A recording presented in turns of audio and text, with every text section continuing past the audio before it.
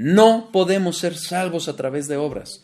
Nuestras obras, como bien apunta Humberto, nuestras obras están manchadas de pecado, son trapos de inmundicia, son aborrecibles a Dios. Que hay personas que sin conocer a Dios, al Dios verdadero, al Dios único y verdadero que se ha revelado en la Biblia, hacen cosas buenas, por ejemplo, ayudar a los pobres, dar donaciones, sí, y eso entra en la gracia común de Dios. Solo a través de la sangre de Cristo, del velo rasgado por la sangre, de la justicia perfecta, de la santidad perfecta de Cristo, podemos entrar. No hay religión, por llamarlo así, religión que salve, en el sentido de que si yo confieso que soy cristiano, si yo confieso creer en la Biblia, pero no he nacido de nuevo, no hay una verdadera conversión, obra del Espíritu, que aplique verdaderamente la sangre de Cristo en mí, por muy cristiano que yo diga que soy, no soy salvo. Por eso estamos viendo este conocer a Dios para que no caigamos engañados por nuestro propio corazón. ¿Queda claro? Esa es la razón por la que solo a través de Cristo, ningún ser humano que pretenda acercarse a el Padre a través de obras va a ser salvo. El problema, ya yendo al caso concreto de las monjas, pensemos en las monjas que creen plenamente la doctrina católico-romana, van a saber, si tú hablas con un teólogo católico, te va a decir que la salvación es por gracia. Pero no es lo que dice la Biblia, lo que ellos dicen. Ellos dicen que el sacrificio de Cristo hizo accesible su gracia, para que después tú con tus obras te ganes esa gracia. Hay un problema. La Biblia en Romanos, no recuerdo, si alguien tiene el pasaje, por favor, ayúdeme a encontrarlo. Dice Pablo, porque cuando es por obras, ya no es por gracia. Si es por gracia, ya no es por obras. Si nosotros sumamos, si nosotros decimos que es 99.9999% de gracia y un 0.00001 de obras, ya no es gracia, ya es mérito. Y entonces ya no es la salvación que ha ofrecido Cristo a través de su sangre, que es salvación puramente por gracia. ¿Queda claro? Es Romanos 11:6. Fíjense, nada más para aclarar el punto, gracias. Romanos 11:6. Y si por gracia, ya no es por obras. De otra manera, la gracia ya no es gracia. Y si por obras, ya no es gracia. De otra manera, la obra ya no es obra. No hay combinación. O es gracia o es obra. Y esto nos lleva a la tercera duda que me habían expresado, que ya se convirtió en un estudio completamente de resolver dudas. Déjenme ver, es que me están citando otro versículo. Pero creo que hacía falta y para eso son los estudios. Fíjense, Proverbios 28:9. El que aparta su oído para no oír la ley, su oración también es abominable. Entonces, por muy dedicadas las monjas que estén a la oración y a la contemplación de Dios, si no es a través de su palabra, y una vida convencional basada en la doctrina católica lo demuestra, ya es abominación a Dios, porque es a través de su verdad. ¿Queda claro? Ejemplo, Madre Teresa de Calcuta. La Madre Teresa de Calcuta es un ejemplo muy claro. Karol Wojtyla es otro ejemplo. la Biblia advierte claramente acerca de aquellos falsos maestros que tienen apariencia de piedad, pero es mera apariencia. En el fondo, son sepulcros blanqueados, como los fariseos. ¿Ok? Esto nos lleva a la otra duda, la tercera duda. La tercera duda es, acompáñenme a Mateo 5:3, por favor.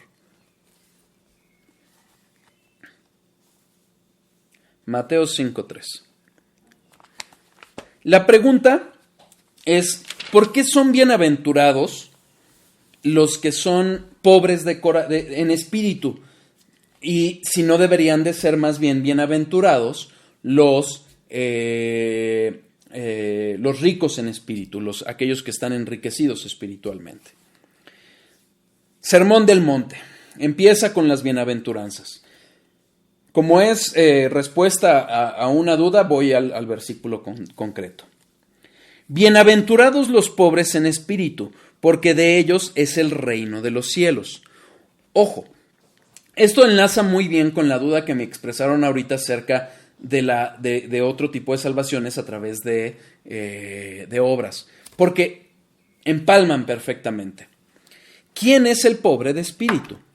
El pobre de espíritu es aquel que se reconoce como como en bancarrota, como lo dice MacArthur, y me encanta ese término, en bancarrota espiritual. Es decir, si yo veo mi vida, si yo reconozco a la luz de la palabra mis pensamientos pecaminosos, la inclinación que todavía tiene mi corazón hacia el pecado, voy a reconocer que soy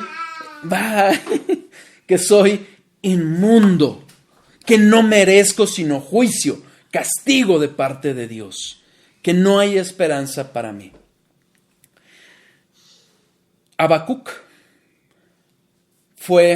escribió una frase que retumbó en la mente de Martín Lutero: el justo por la fe vivirá. Yo les he comentado muchas veces acerca de cómo Martín Lutero aborrecían oír la confesión de Martín Lutero, porque era una confesión que duraba 2, 3 horas, 4 horas. Porque y era una oración, una confesión diaria. Entonces, él examinaba y cada cosita, cada detalle lo perturbaba. Martín Lutero tenía originalmente una preparación, él empezó a estudiar leyes. Entonces, entendiendo la justicia perfecta de Dios, pudo comprender perfectamente cómo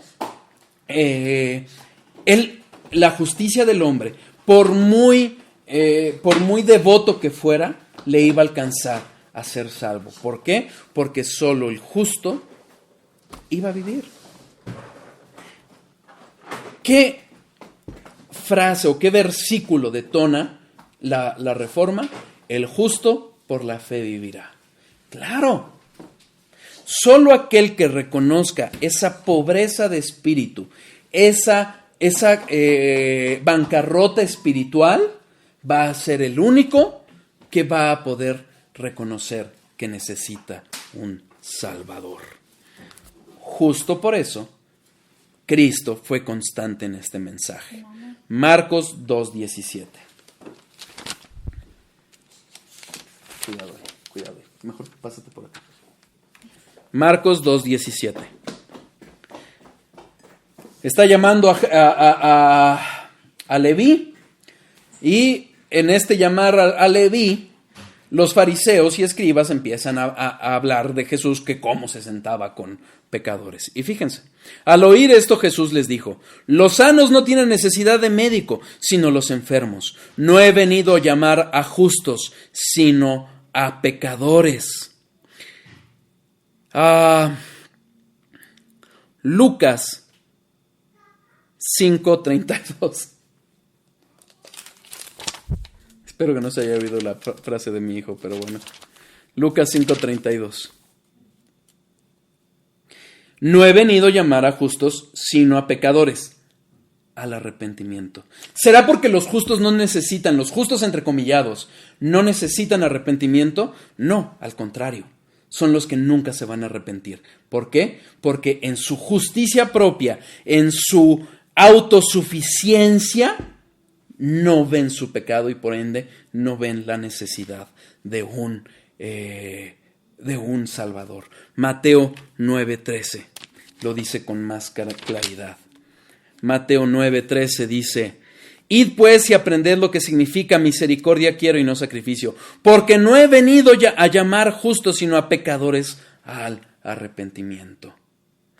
Los fariseos veían su justicia externa, los escribas veían cómo eran buenos, pero no alcanzaban a ver lo podrido de su corazón. ¿Y se acuerdan cuando hablamos de la omnisciencia de Dios, cómo vimos que efectivamente Cristo veía ese interior y les dijo: hipócritas, víboras, sepulcros blanqueados, porque dentro no eran más que huesos muertos. Esos huesos muertos, ese reconocimiento de que somos pobres en espíritu, que sin un Salvador no tenemos otra salvación. El ejemplo que mejor me vino a la mente para ejemplificar esto fue el del joven rico. Yo se los invito a que lo lean. Lucas 18, 18 a 30, Mateo 19, 16 al 30, Marcos 10, del 17 al 31. Ya se me está acabando el tiempo, entonces lo voy a ver sumamente rápido. Si subsisten dudas, me lo dicen. En Lucas 18, ¿qué es lo que sucede? En términos rápidos, llega el rico y le dice: Señor, ¿cómo puedo ser salvo? Maestro bueno, ¿cómo puedo ser salvo? Cristo lo rebate mostrándole que este joven no lo reconocía como Dios, sino meramente como maestro, pero le dice: cumpliendo la ley. Y le dice, Cristo le menciona los 6 mandamientos que tienen que ver en la relación de hombre a hombre. No mentirás, no matarás, honrarás a tu padre, a tu madre, etcétera, etcétera, etcétera. Pero omite los 4 primeros mandamientos que tienen que ver con nuestra relación con Dios. Cuando el joven rico escucha los mandamientos, los mandamientos de la segunda tabla que tienen que ver en nuestra relación con el prójimo, confiando en su justicia, dice: yo los he cumplido. Y fíjense la respuesta de Cristo. Jesús, oyendo esto, le dijo: aún te falta una cosa. Vende todo lo que tienes y dalo a los pobres, y tendrás tesoro en el cielo, y ven y sígueme. ¿Qué es lo que está haciendo Cristo? Cristo está exponiendo justamente el corazón idólatra del joven rico. ¿Por qué? Porque amaba más sus riquezas que a Dios. Mateo 19 nos muestra un detalle muy importante. Mateo 19, 21. Jesús le dijo: fíjense, aquí está la clave. Si quieres ser perfecto, anda y vende todo lo que tienes y dalo a los pobres. Tendrás tesoro en el cielo y ven y sígueme. El joven rico era sabio en su propia opinión y bajo su propia opinión él se creía justo, perfecto. Pero ¿qué le dice Cristo? Cristo le muestra la idolatría que tiene en su corazón y le dice: si quieres ser perfecto, ¿quieres salvarte por obras? Órale, vende todo. No pudo. ¿Por qué? Porque amaba sus riquezas.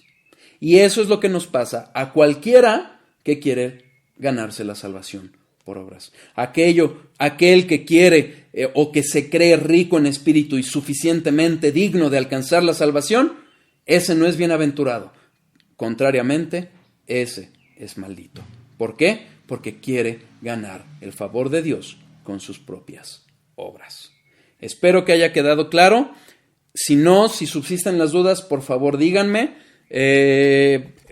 Voy a ver cómo manejo este estudio, pero bueno, espero que haya sido de bendición. Fue de repaso. Gracias. Voy a cortar la grabación.